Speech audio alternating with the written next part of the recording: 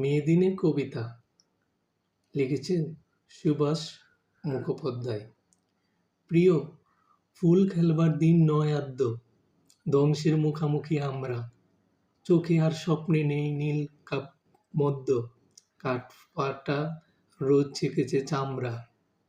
চিমড়ির মুখে শুনোছি সাইলেন্ট শঙ্খ, গান গায় হাতুড়িয়েও কাস্তে। তিলে তিলে মরেও জীবন অসংখ্য, জীবনকে চায় ভালোবাসতে। শতাব্দী লাঞ্ছিত আত্মের কান্না, প্রিয় নিঃশ্বাসে আনে লজ্জা। মৃত্যুর ভয়ে পিরো বসে থাকা আর না পর যুদ্ধের শয্যা। প্রিয়, ফুল খেলবার দিন নয় আদ্য, এসে গেছে ধ্বংসের বার্তা। দুর্যোগ পথ হয় হোক দুর্ভিদ্ধ, চিনে নিব যৌবন আত্মা। ধন্যবাদ।